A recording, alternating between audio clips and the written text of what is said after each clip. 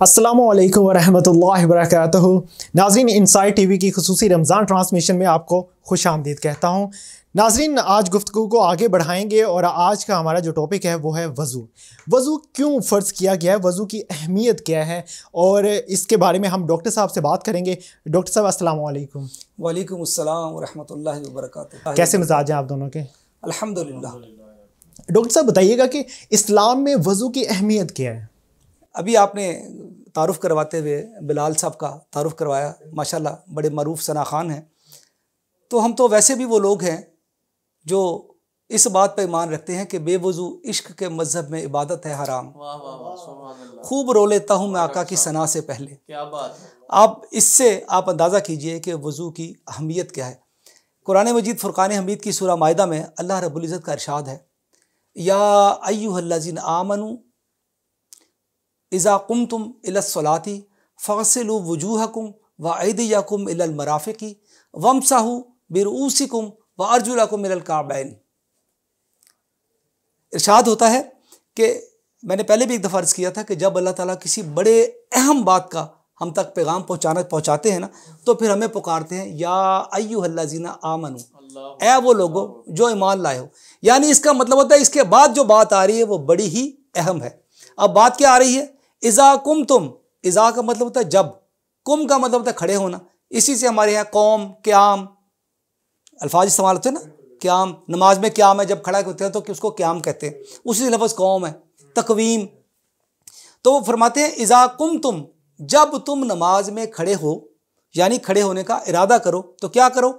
फ़ग़सिलू, धो लो। गुस्ल कहते हैं नहाने धोने को, तो धो लो। क्या? वजूहकुम, अपने सर के बालों से शुरू होते हैं, यहाँ से लेके और ये यहाँ ठोड़ी की, ये ठोड़ी के नीचे तक भी, जो जिसे हम कड्डी कहते हैं ना, इस यहाँ तक आपने चेहरे को धोना। ये चेहरा है, और एक कान से, इस कान से लेके इस कान तक, ये दरमियानी हिस्सा जो है ना, ये सारा चेहरा है, इसको धोना जो है ये फ़र्ज़ है, पहला फ़र्ज़ है। अब बात यह है कि जब इसमें कुछ हिस्सा भी खुश्क रह गया तो वज़ू बिल्कुल ना हुआ। जैसे हम करते हैं 3-4 छपाके मारे, ऐसे पानी के 3-4 मारे, वो 2-4 इधर से थोड़ा खुश्क रह गया, थोड़ा इधर से खुश्क रह गया, थोड़ा ऊपर से खुश्क रह गया, हमने समझा मुंह धुल गया। ऐसा नहीं है, ये पूरा हिस्सा गीला होना ज़रूरी है, ये पहला फ़र्ज़ है। उसके बाद फिर इरशाद होता है व अयदियकुम इलल मराफ़िक़, अपने हाथ धो डालो कोहनियों तक। इलल मराफ़िक़ मतलब कोहनी तक। अब हमारे यहाँ ये जो चोंच उभरती है ना, आपके भी है, सबके, तो ये इसको कोहनी कहा जाता है। वेर ये कोहनी नहीं है, कोहनी इस पूरे जोड़ का नाम है। ठीक है जी। तो जब आप धोएंगे ना ये हाथ, तो ये कोहनी का जोड़ समेत धोना है। इसमें अगर थोड़ा सा भी कहीं खुश्क रह गया तो वज़ू बिल्कुल नहीं हुआ, फ़र्ज़ छूट गया, वज़ू नहीं हुआ। अब हमारे यहाँ क्या होता है, थोड़ा सा पानी लेके ऐसे ऐसे किया, ऐसे ऐसे किया, और 3-4 धारें बह के कोई इधर आ गई, कोई इधर आ गई, हमने समझा वज़ू हो गया। और अगर आपने उसके ऊपर हाथ मल लिया तो ये भी ना हुआ कि ये आपने मसा किया। नहीं, बाज़ दफ़ा होता है कि पानी कम होता है, इसकी वजह से हम ऐसे ऐसे कर लेते हैं। नहीं, पानी कम होना तो गीला तो सारा होना चाहिए ना। ऐसा करते हैं तो थोड़ा सा खुश्क रह गया, थोड़ा खुश्क नहीं रहना चाहिए। ठीक है ना, वो पानी कम होना एक मजबूरी है। अच्छा, अब अगली आई कि वमसहू बिरुऊसिकुम, अपने सर का मसा कर लो। अब मसा में कुरान तो कहता है मसा कर लो, लेकिन मेरे आका करीम अलैहिस्सलाम ने हमारे लिए आसानी अता फरमा दी। कहा चौथाई सर का मसा कर लो, यानी 1/4 सर का भी अगर आपने मसा कर लिया तो फ़र्ज़ पूरा हो गया। फिर व अर्जुलकुम इलल काबैन, और अपने पाँव धो डालो टखनों समेत। ये 4 फ़राइज़ हैं वज़ू में जो कुरान मजीद में जिक्र हुए। पहला जी चेहरा धोना, दूसरा जी बाजू धोना कोहनियों के जोड़ समेत, तीसरा सर का मसा करना, और चौथा अपने पाँव धोना टखनों समेत। ये वज़ू के 4 फ़राइज़ हैं। अगर इनमें से कुछ भी साकित हो गया तो आपका वज़ू सिरे से ही ना हुआ। अब आप देखिए, आप करके वज़ू तो करना चाह रहे थे नेक काम, नमाज पढ़ना चाह रहे थे, कुरान मजीद पढ़ना चाह रहे थे। अब कुरान मजीद कहता है ला यमस्सहु इल्लल मुतहहारून, जब तक पाक ना हो जो मुझे हाथ ना लगाना। ठीक है, तो हम वज़ू हमारा हुआ ही नहीं था, अब हमने कुरान मजीद पकड़ के पढ़ रहे हैं, तो क्या कर रहे हैं? फ़ायदा नहीं हो रहा, उल्टा नुकसान हो रहा है। वो कहता मुझे तुम नापाक हो अभी भी, हमने ख्याल नहीं किया। तो इसलिए ये बहुत ज़रूरी है कि हम इन चीज़ों का ख्याल रखें। सुबहान अल्लाह, सुबहान अल्लाह। डॉक्टर साहब बहुत शुक्रिया आपका। आप हमें इल्म देते हैं, हमें सिखाते हैं, हमें बताते हैं कि किस तरह से हमें दुनिया में चलना है और किस तरह से हमें अपने फ़राइज़ को सरअंजाम देना है। तो हमारे साथ स्टूडियो में मौजूद हैं नात ख्वां बिलाल मोइन साहब। बिलाल साहब, आपकी आवाज़ तो हमने सुना है बहुत प्यारी है और माशाल्लाह से अभी थोड़ी देर पहले आपसे गुफ्तगू भी हो रही थी, तो माशाल्लाह बहुत प्यारी आवाज़ है आपकी। तो आज आप हमें कौन सा कलाम सुनाने जा रहे हैं? मैं जी अहमद नदीम कासमी साहब का कलाम है।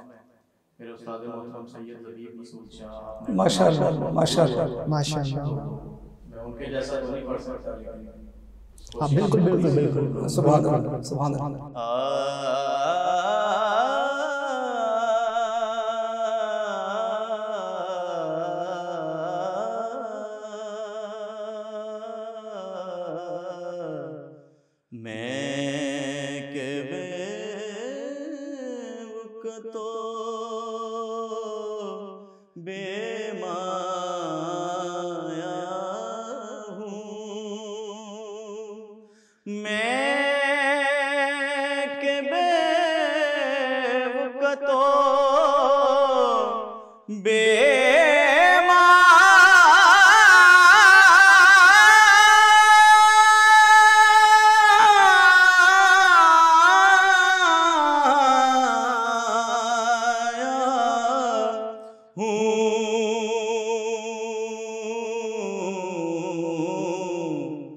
तेरी महफिल में चला आया हूँ, तेरी महफिल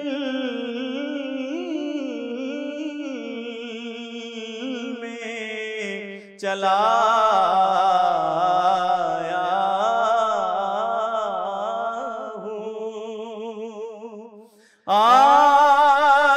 आज हूँ मैं तेरा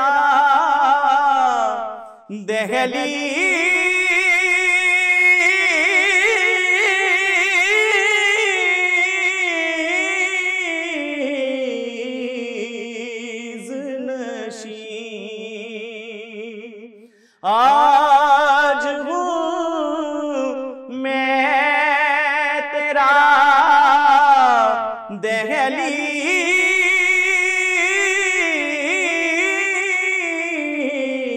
दहलीज़ नशीं। आज मैं अर्श का हम पाया हूँ, आज मैं अर्श का हम पाया हूँ। चंद पल यूं तेरी कुर्बत में कटे,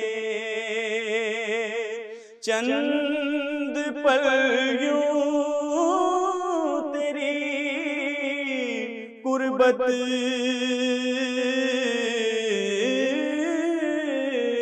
में कटे, जैसे एक उम्र गुजारा हूँ, जैसे एक उम्र गुजारा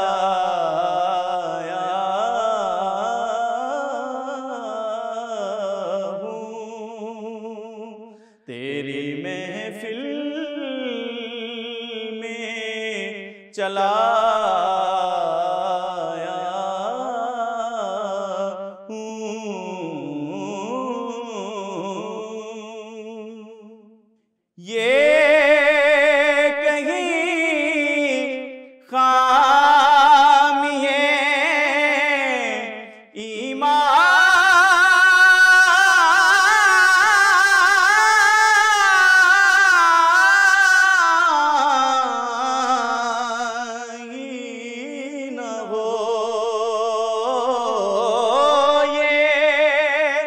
कहीं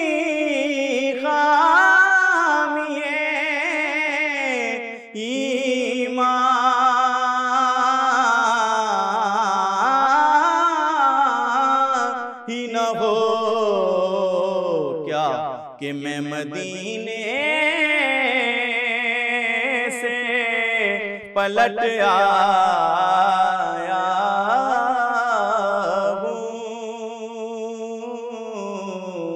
हूँ, मैं मदीने